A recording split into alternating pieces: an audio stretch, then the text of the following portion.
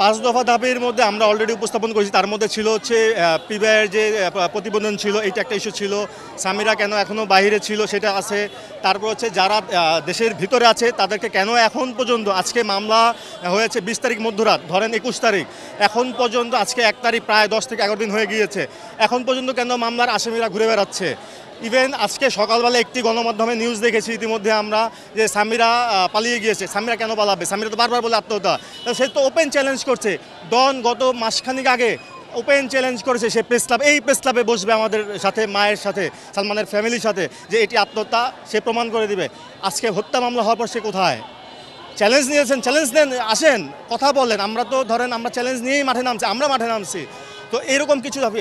আরেকটা বিষয় হচ্ছে যারা দেশের বাইরে এই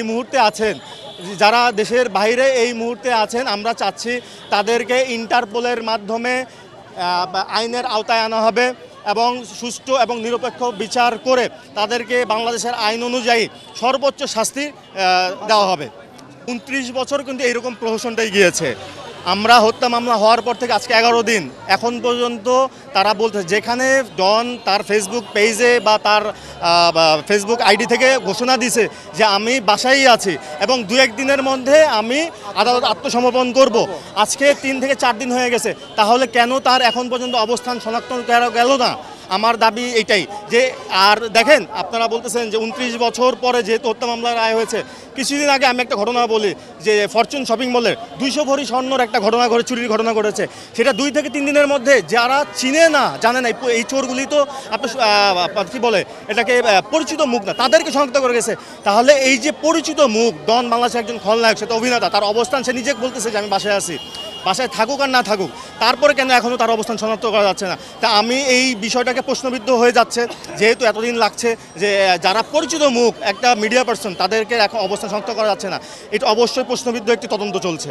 আমি বলছি, পরেও আমরা আশা করব, যেহেতু মাননীয় আদালতের আদেশে হত্যা মামলা হয়েছে, যারা পুলিশের দায়িত্বে আছেন, মামলার আয়ু আছেন, তারা অবশ্যই এটাকে খুব গুরুত্ব সহকারে আরও কাজ করবেন, আরও গুরুত্ব সহকারে আমলে নিয়ে মামলা আসামিদেরকে অতি দ্রুত, যারা বাংলাদেশে আছেন তাদেরকে গ্রেপ্তার করে রিমান্ডে নিয়ে তার যে সর্বোচ্চ শাস্তি আছে সেটা করার জন্য আমরা অনুরোধ জানাচ্ছি।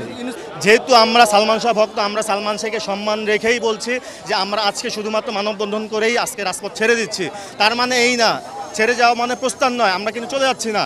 আমরা প্রয়োজনে আবার নামবো, আমরা আবার দেখব, যতদিন লাগে দেখব। আমরা যেহেতু 29 বছর অপেক্ষা করতে পেরেছি, আমরা আরও অপেক্ষা করব, যতদিন পর্যন্ত না এই হত্যা মামলার আসামিদেরকে গ্রেপ্তার করা হবে। প্রয়োজনে আমরা অতি শীঘ্রই আরও একটি ঘোষণা দিয়ে মাঠে নামবো, সেটা মানববন্ধন হোক, বিক্ষোভ কর্মসূচি হোক। আপনারা